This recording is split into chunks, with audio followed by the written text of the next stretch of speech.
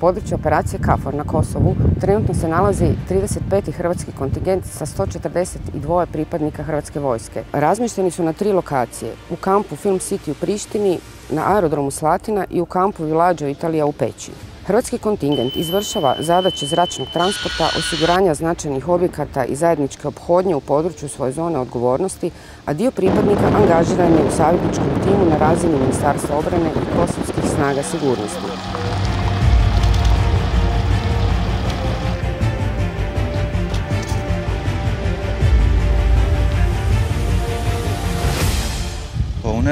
Spari, quhem Adnan Ibraj, jam mbikëqyrës si patrolla sot. Ja sam Adnan Ibraj i danas sam vođa patrole. Me ushtrinë kroate kemi shumë shpesh plane operative. Imamo mnogo zajedničke patrole sa vojskom Hrvatske. Do të thotë që janë në kuadër të trupave të NATO-s.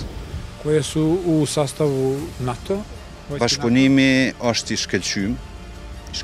Saradnja je na velikom nivou. Janë nga ushtarët më trajnuar na NATO-s më. Možemo se saglasiti da su veoma trenirani, izgledaju mnogo trenirani u vojsci NATO.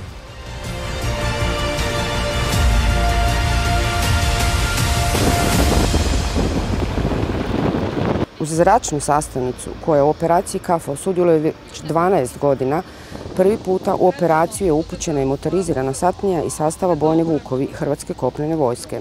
Iako se njihov boravak u operaciji KFOR već polako bliži kraju, posjetili smo ih u bazi u Peći gdje su smješteni.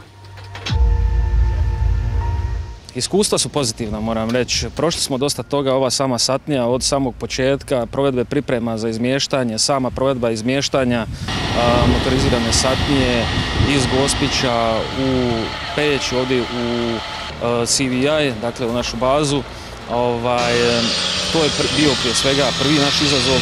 Nakon toga smo došli kao prva satnija u sastav multinacionalne bojne gdje smo trebali prije svega početi, pripremiti se za sve provedbe zadaća i moram reći nakon ovoga razdoblja od 6 mjeseci da smo više nego profesionalno, besprijekorno proveli zadaće i to je stvar na koju sam najviše ponosan kao zapovjednik satnije.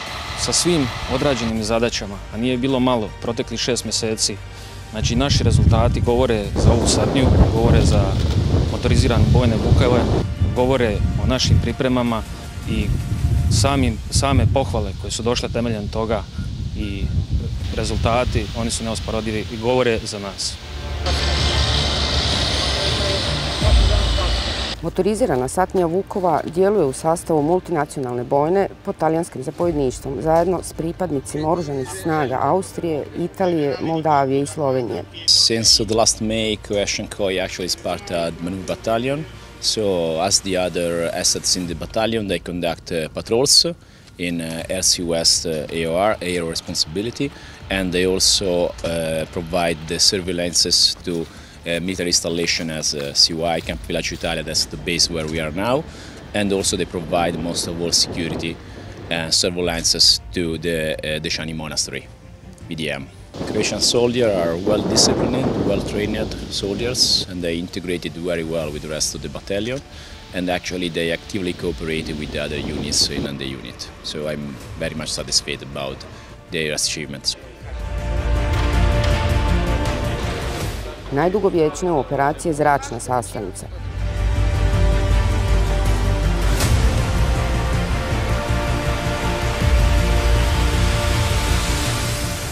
U području operacije, znači od 35. kontingenta prisutni smo sa smanjenim brojem pripadnika.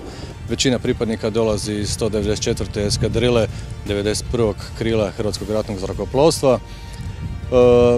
Sastavnica je pod direktnim zapovjedanjem zapovjednika KFOR-a. Osnovne zadaće su nam prijevoz ljudi i sredstava kao dio stalne taktičke rezerve KOM KFOR-a. Od ostalih zadaća spomenuo bi prevoženje, orijentacijske letove i zadaće u svrhu izviđanja, odnosno reke letovi. Trenutno smo u 10-satnoj notice to move, odnosno u stanju pripravnosti gdje znači, imamo 10 sati vremena od prijema zadaća do poljetanja za izvršenje zadaća. Ta spremnost nam se može po potrebi smanjiti na 60 minuta, odnosno na 15 minuta. Sve zadaće jednako su odgovorne i svim zadaćama pristupa se maksimalno odgovorno i profesionalno.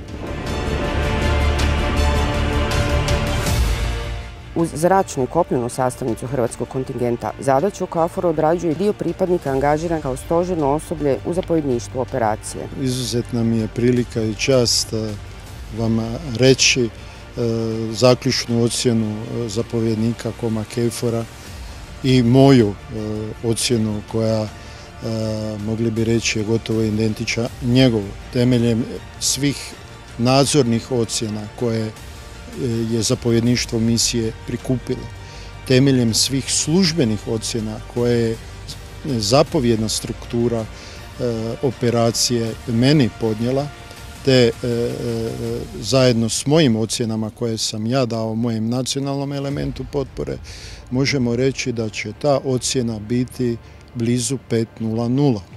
No ono što ocjena možda ne može opisati, dovoljno pojasniti, je ono što stoji iza nje i što sam ja imao prilike svjedočiti svih ovih godinu dana sa ovim kontingentom zadnjih 6 mjeseci. A to je izuzetna profesionalnost naših vojnika, dočasnika, časnika i časnica, izuzetna predanost poslu gdje se uvijek daje i više nego što se od nas traži. A onda i vrlo uspješno snalaženje u zahtjevnim situacijama koje smo imali zadnji period ove misije i koji je od nas tražio samo najbolje. Hrvatska vojska angažmanom u operaciji KFOR daje aktivan doprinos regionalnoj sigurnosti, ali i potvrđuje sposobnost i spremnost djelovanja u multinacionalnom okružju i preuzimanja svog dijela odgovornosti u izgradnji sigurnijeg i stabilnijeg okružja, što su za našeg boravka na Kosovu potvrdili i najviši vojni zapovjednici operacije. Even though the Croatian guys were at the first experience here in this part of the theater, I found they very committed, very prepared and professional. They make part of maneuver battalion commanded by another Italian officer, and they well perform their duty. They have been perfectly integrated with the other contingents. Let me express my deepest honor and satisfaction to have this kind of soldiers under my command. Do završetka šestomjesečnog mandata broje još 3 tjedna. Vjerujemo da će ih do kraja odraditi maksimalno profesionalno i odgovorno. Uostalom, nema razloga da to tako i ne bude. Potvrda tome dolazi s najviše razine operacije KFOR. Croatia participates in KFOR for the past 12 years, so it's a huge support to KFOR. And I visited the Regional Command West during my key leader training period, and that was the time when I first met the Croatian company that is serving in a Regional Command West area of operation, and I can tell you that I was very impressed by the professionality and by the equipment of the Croatian soldiers that are serving here, and I think their contribution is very valuable to the overall mission to KFOR. The other very important component is the air squadron, the helicopter that Croatia provides, and the crew.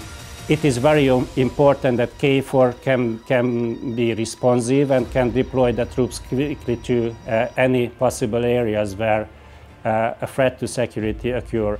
And in this regard, the air squadron, the air unit that Croatia provides for 12 years now to KFOR is a mission-critical asset for KFOR. So it's a great asset, and I think all the KFOR commanders were thankful to Croatia for this, but I'm definitely thankful for Croatia for this asset.